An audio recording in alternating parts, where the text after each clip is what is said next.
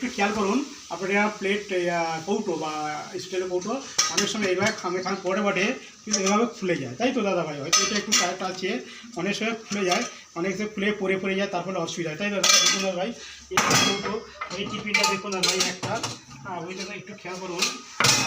এই যে টিফিনের কৌটোটা আমরা ব্যবহার করার সময় রেগুলার ব্যবহার করে একটু পড়ছে, নেক্সট দাদা ভাই পড়ে যাচ্ছে, তাই তো? এর একটা বিকল্প আছে, আপনাদের একটু খেয়াল করুন দাদা ভাই।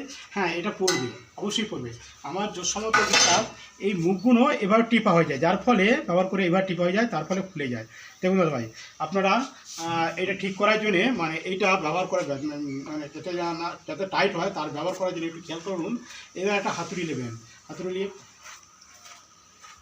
তারপর দেখতে পাচ্ছেন দাদা ভাই এটা ঠিক হচ্ছে না, তাই তো দাদা? আসুন দাদা ভাই কীভাবে করতে, একটা হাতুড়ি নেবেন, হাতুড়ি নিয়ে এই দিকটা হবে, এই দিকটা, এই দেখো এই দিকটা, এই দিকটা নয়, এই দিকটা এবার খুলবেন।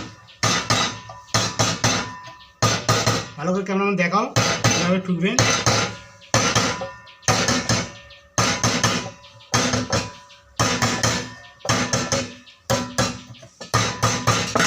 অনেক সময় এরা বেঁকে গেছে, এই যে বাঁকাগুলো আস্তে আস্তে ফিরবেন, বুঝলি? দেখতে পাচ্ছেন এই যে বাঁকগুলো আস্তে আস্তে করবেন। আবার লাগিয়ে দেখ দাদা ভাই, আবার খেলবো লাগিয়ে দেখা যায়, তাই তো দাদা ভাই? দেখা যায় মোটামুটি একটু টাইট হয়েছে, দেখছেন দাদা ভাই?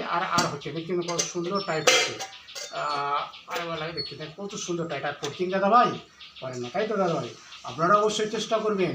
দেখবেন এইটা অনেক সময় খুলে পড়ে যায়, এইটা যাতে ব্যবহার করা যায় সেই দিকে আপনারা একটু করার জন্য যেতে হবে। আর এইসব হ্যাঁ, কৌটো সকল ভাইরা আমাদের ভিডিও যদি ভালো লাগে লাইক শেয়ার করবেন, তরুণ পাওয়ার পেজ ফলো করুন, ইউটিউবে আমার তরুণ ফলো করলেই পাবেন।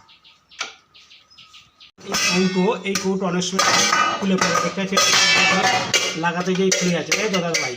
এই কৌটোগুলো লাগাতে যেয়ে অনেক সময় খুলে যায়, তাই এইটা কীভাবে ব্যবহার করা যায় তার একটা বিকল্প অবশ্যই আপনাদের দেখাচ্ছি। এই বিকল্পের মাধ্যমে আপনারা সম্ভবত এটা ব্যবহারযোগ্য জিনিসগুলো যে খুলে যাচ্ছে, দেখতে পাচ্ছি এটা ঠিক আটা যাবে, জোরে আটা যাবে, তাই তো? তবে দেখুন দেখাবে কীভাবে তৈরি করা যায়।